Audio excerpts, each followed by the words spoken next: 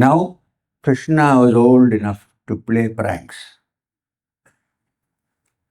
It was his eternal delight to tease the gopis. Yashoda had to listen often to the complaints about her son's mischief in the houses of the gopis. It became almost a daily ritual, a string of complaints about Krishna. One of them said, "Your son has become mischievous beyond words. One day, it was time for me to milk the cow. I went there, and what do I find? Your son has untied the calf. It had drunk all the milk, and I found nothing for myself. When I saw him standing by, I scolded him. Of course, he just laughed at me."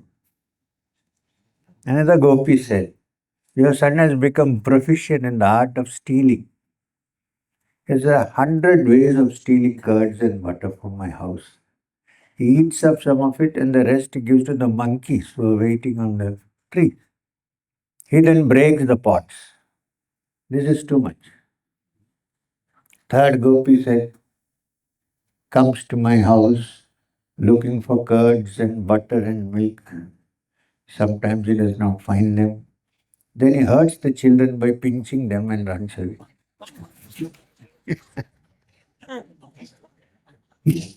After making them cry, he runs.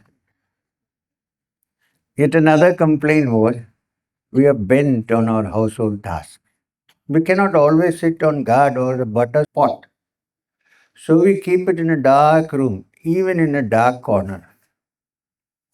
Your son does not care how dark the room is. The jewels he wears are like lamps, and he finds out where the pot is placed, steals all the butter. If I keep it beyond his reach, said another gopi, he tries another trick. He sees the butter pot hanging from the roof. It is placed in a receptacle made of rope. Krishna first places the tripod I use for churning the butter.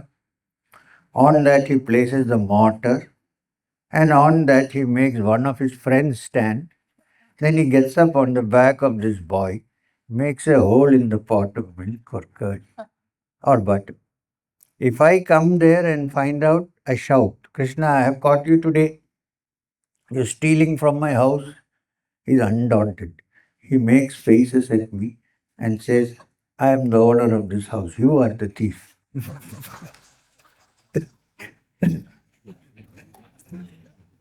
"I had just cleaned up," said another. "I had cleaned up the place.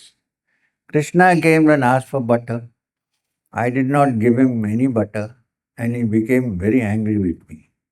When I was busy with other things, he brought all sorts of muck from outside, from the street. He brought dirty water and he poured it inside my house. He strewed the entire house with dirt he had brought with him.